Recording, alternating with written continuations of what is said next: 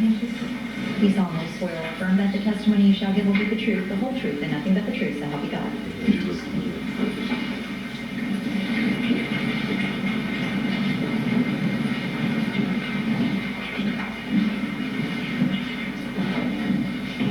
You may proceed. Thank you, Your Honor. Good morning, sir. Can you please tell the members of the jury your name?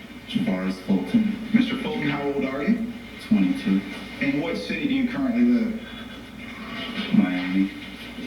Can I ask you to scoot up just a little bit so we can get you to that microphone? How long have you lived in the Miami area? All my life. Are you in school? Yes. Where is it that you attend school? Florida International University. Go ahead, boy. And what year will you be at FIU this coming fall? This will be my senior year. Do you have a major? Yes. And what is that? Information technology. And are you a full-time student? Yes. Are you related to Trayvon Martin? Yes. How so? That's my brother. And are you older or younger than Trayvon Martin? Older. How much older? About 4.5 years. What is your mother's name? Sabrina Fulton. And what is your, are you related to Tracy Martin? Yes. How are you related to Tracy Martin? That's my dad. Is he your biological father? No. Why do you call him your dad? Well, he's the only dad I know. I grew up with him. Did you and Trayvon Martin grow up together? Yes.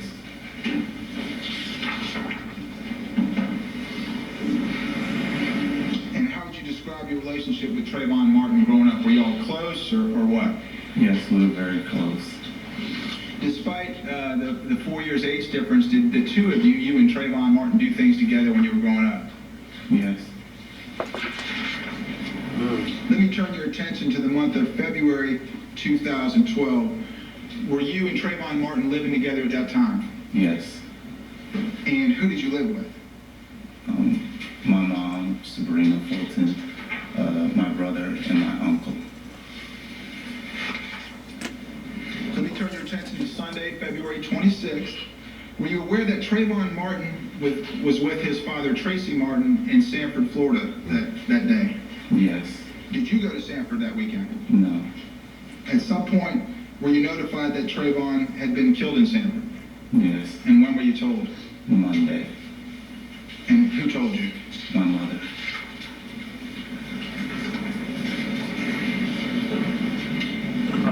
Since your brother's death, have you had an opportunity to hear a tape that contains screaming and a gunshot?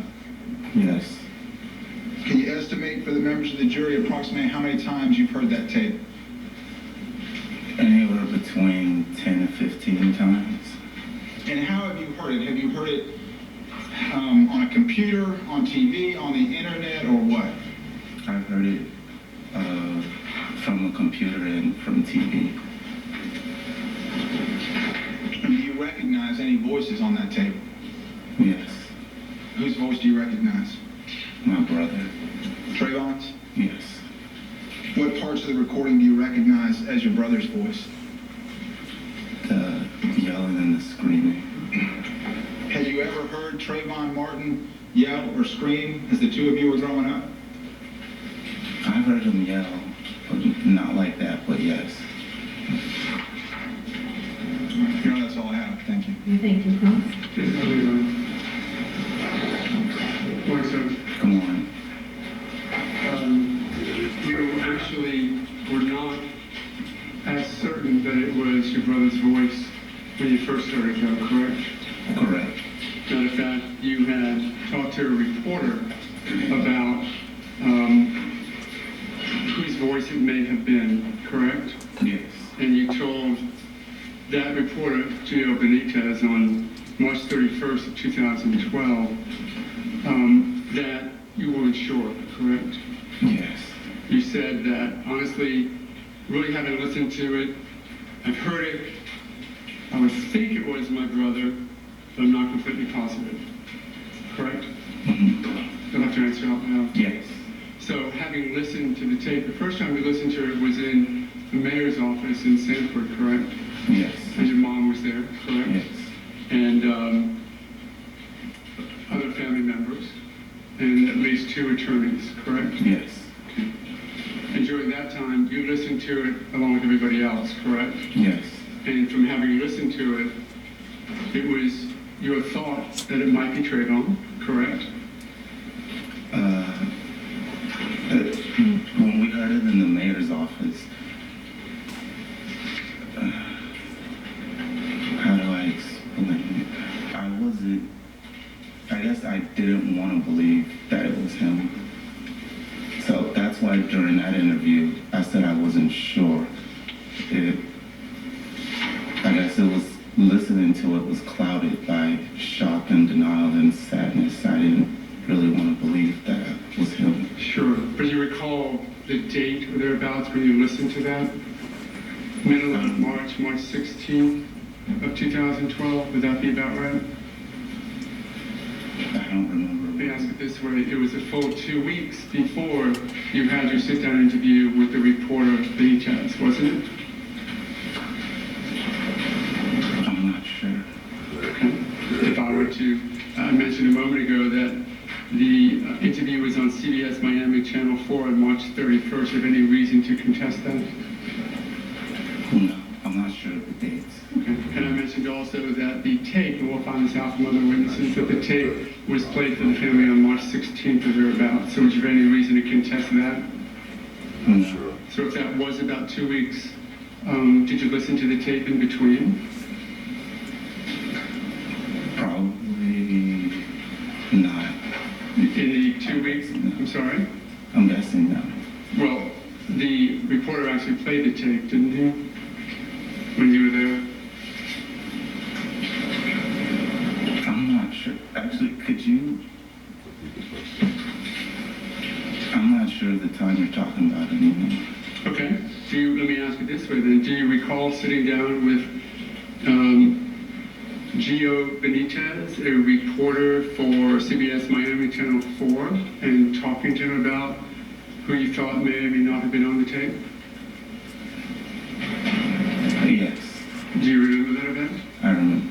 I'm sorry? Yes, I remember. And that was the event I talked about earlier, where your first answer to him, his question was, who did you hear crying for help?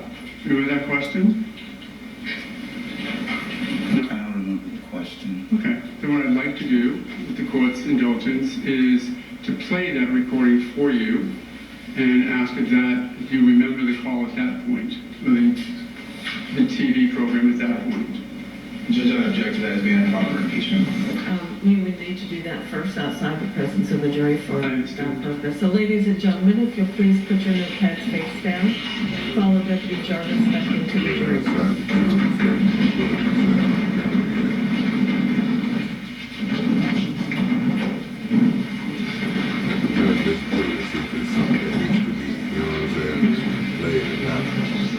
That could throw the whole court off when you need to focus.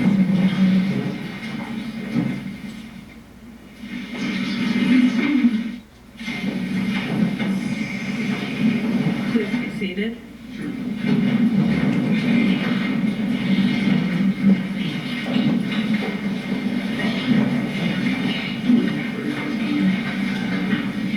And just so we are clear on, I know that you have previously suggested that it needs to be cleared outside the jury. I think that he has now denied the question and answer, and I think it's proper impeachment to play his own words for I the think jury. he said he wasn't sure, and if the rules of impeachment require that you show the witness the statement or let them listen to the statement, and that's done to themselves, and since it's going to be played in open court, the jury needed to be removed, so you can play it for him and we go from there. Yes, Your Honor. And Judge, just for the record, I believe the witness's answer was that he told the reporter that it wasn't positive it was his brother's voice. So I think this is not going to be proper impeachment because I think it's consistent with what he said in court. Let him listen to it. Good. Thank you, Lord. Clear up that part for us.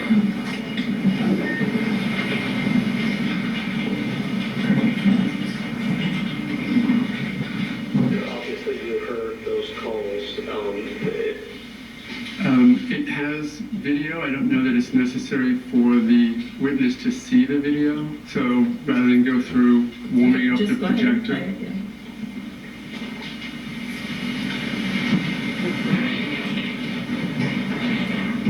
Obviously, you heard those calls, and I know that you mentioned the cries for help. When you heard those calls and those cries for help, who did you hear crying for help? I'm not sure. Honestly, I don't, but really haven't even listened to them that good. So like, I've heard it, but I mean, I would think it was my brother, but I'm not completely positive. That's it. He said, he not show up.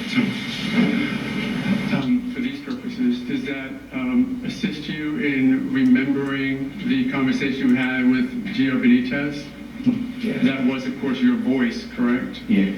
And you did say to him the words, "I'm not sure." Yes. So at that, I think that is for the purpose of He said it's because he hadn't listened to it that impeachment. good. But I am going to renew my request that based upon his equivocation concerning his answers to Mr. Well, I need to hear his answer to the original question because the state is saying that he answered similarly. So if the court reporter could take a moment to read it back. And as she's doing that, I think when I said to him his words, he said yes. But then when I asked him again later, so I think the later question is the more relevant one, he said, "I really don't remember." And it was for that reason that I broke and wanted to remind him. So yes, the first question he did, but then he equivocated towards the end of his testimony. Judge, I think his answer, if I don't know, was, do you remember the reporter asking you the question, that particular question? But he did not equivocate about what his answer was. He said his answer was he wasn't sure at the time, which is what he said here today. Thank you. If y'all will just not say anything so the court reporter can look back.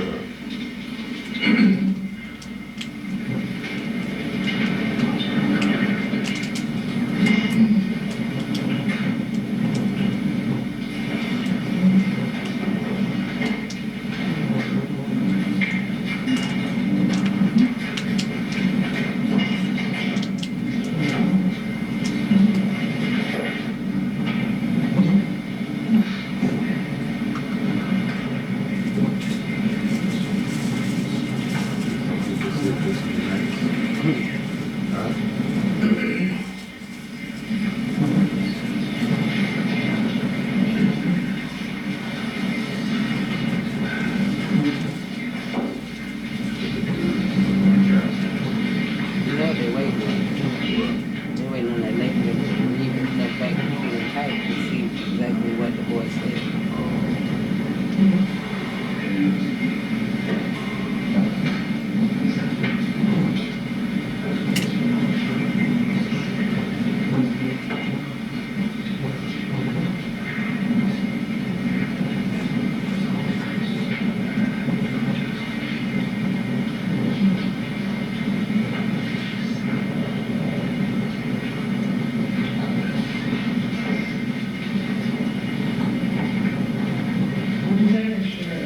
What question you're referring to? I'll just read this question. Good morning, sir. Not to interrupt you, I think it was literally that question. It was the first question I asked. Okay. And question, you actually were not as certain that it was your brother's voice when you first heard it though, correct? Answer, correct. Question, as a matter of fact, you had talked to a reporter about whose voice it may have been, correct? Answer, yes. Want me to keep going? Yes, I want.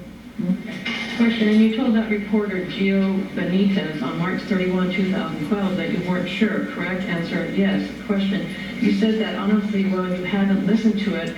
I heard it, I would think it was my brother, but I'm not completely positive, correct? Answer, Question, you have to answer out loud. Answer, yes. Okay, so that this would be impeachment of a collateral matter as to whether or not the question was asked, but his answer is the same.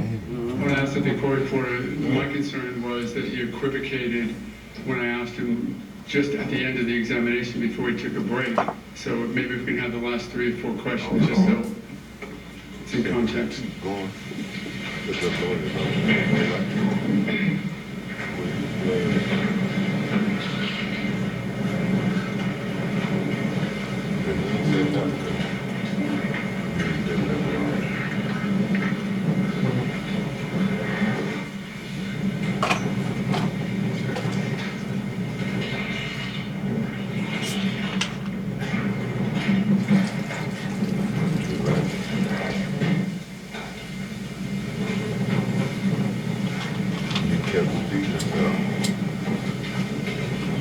got the truth to go and ask them if I'm ready. I'm not so quite sure what question, well, I'll just read this.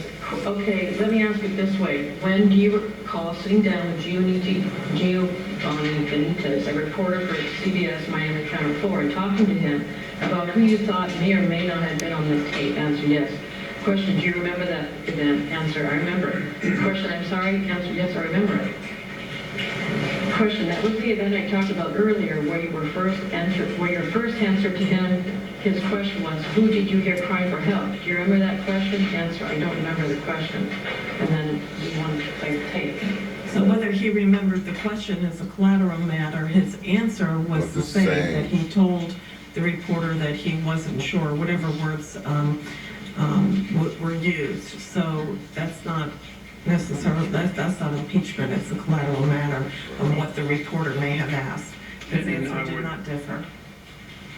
And I would renew my request that it be played in front of the jury for a couple of reasons. One, his equivocation just now, and two, that the best evidence actually is his own words that he spoke to the reporter. It shows his inflection, it shows his hesitation, and rather than having just the colloquy between... What is the purpose? Is it for impeachment? Because the court's finding it's not impeachment.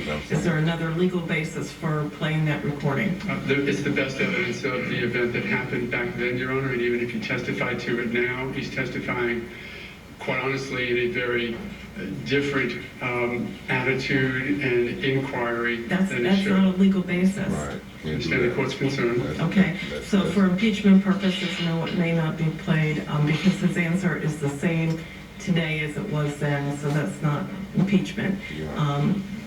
His not remembering the reporter's question is a collateral matter because it's not the question that matters, it's the answer that's given. So your request is, the objection is sustained. For record purposes, I would like to have this clip, which we just played, and marked as an exhibit. Of course, it would come in as, is it double J? Not come in, but it'll be marked as double J. Okay, I hear the locksmiths are here and the jury's already out, so let's take a brief recess. Sure. So we can try to get that door open. I'm going to remind you, you're still on the stand while we're taking our recess. You can walk around, go back to where you were, but you cannot discuss your testimony.